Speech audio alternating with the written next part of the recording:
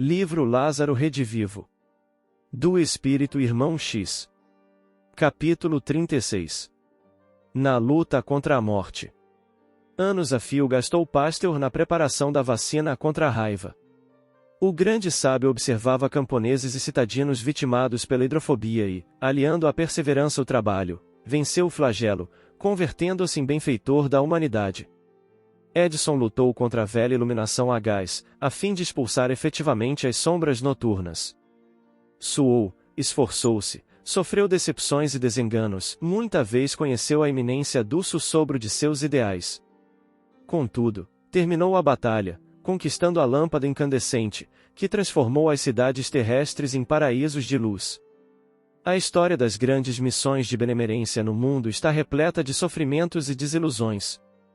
Não raro, torturam-se os missionários, quando não se pode consumi-los pelo fogo. Onde, porém, a conquista evolutiva se torna mais difícil e dolorosa é justamente no setor da renovação íntima, espiritual. A vaidade humana fez da religião um terreno proibido, onde toda expressão progressista se efetua ao preço de dobradas angústias. A ciência e a filosofia, sem dúvida, possuem os seus mártires. No entanto, em suas escolas há sempre lugar para os trabalhos de aperfeiçoamento e renovação.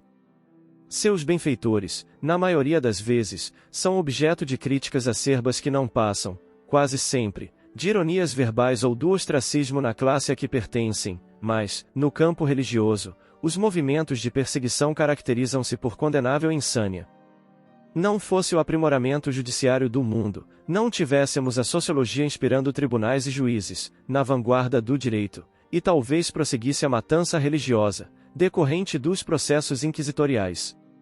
Basta que o estudante da verdade aviste pequenino detalhe do mapa da vida eterna para que milhares de sacerdotes e autoridades supostas infalíveis se convertam nos instrumentos de maldição.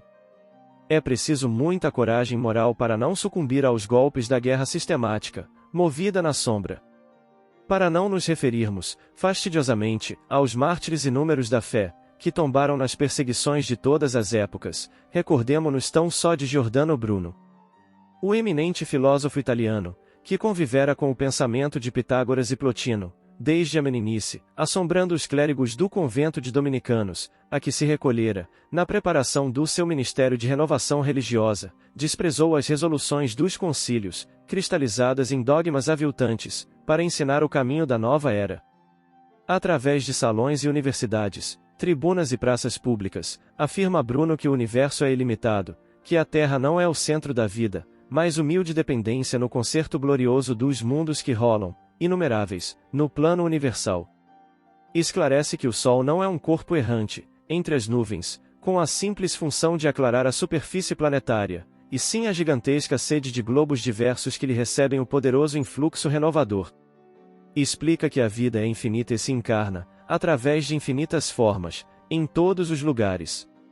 Exalta a grandeza da existência posta ao serviço do bem e da verdade, glorificando, em tudo, a universalidade divina. Mas, os sacerdotes da convenção estabelecida não toleram o herói e, no dia 17 de fevereiro de 1600, seu corpo foi reduzido a cinzas, em Roma, numa fogueira acesa pelo sectarismo intransigente. Assegura um de seus historiadores que as chamas que lhe destruíram o corpo foram os primeiros sinais da aurora dos tempos modernos. Não nos referimos, porém, a isso, como quem pretende encetar novos movimentos de discussão. Para dificultar o acesso das almas à fonte da revelação divina, bastam as polêmicas insidiosas dos homens, despreocupados da responsabilidade que assumem pelo que dizem. Apenas reafirmamos, do plano espiritual, a nossa plataforma de serviço, na luta contra a morte. Nos mais remotos recantos do globo surgem raios divinos da luz imortal, dentro da espessa noite da ignorância, destruindo as antigas muralhas de incompreensão que sitiam a inteligência das criaturas. O sacerdócio organizado, porém, não nos tolera as manifestações tendentes a efetuar a renovação religiosa do mundo. E porque não nos pode subtrair agora a liberdade que respiramos noutras dimensões, institui a represália fria e silenciosa contra os nossos companheiros mais corajosos que ainda envergam a túnica de carne nas atividades terrenas. O santo ofício desapareceu, mas ficaram a ironia e o ridículo, a animosidade gratuita e a guerra sem declaração. Apesar de tudo isso, porém, continuaremos em nossa obra de liberação da mente humana.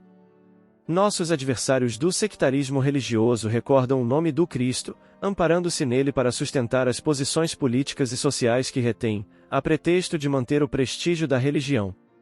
Suscitam escândalos, reclamam repressões, mobilizam contra nós os órgãos do poder temporal. Como, porém, instituir oposição ao realismo da vida eterna, se a verdade é o terreno legal do universo? Em nome de Jesus, recorrem à injúria e à condenação, mas se esquecem de que o Mestre, além das lições da manjedoura, do templo, do Tabor, do Getsêmani e do Gólgota, deixou-nos também o ensinamento do túmulo vazio. Que eles, os sacerdotes cristalizados nas afirmativas dogmáticas, prossigam em seu ministério de condutores, colherão sempre o bem toda vez que atenderem ao serviço da iluminação coletiva, em obediência aos deveres que lhes competem. Quanto a nós, os desencarnados, continuaremos a campanha do túmulo vazio. Que eles procurem, de fato, honrar a vida, porque nós, desprezando todos os obstáculos, venceremos na gigantesca luta contra a morte.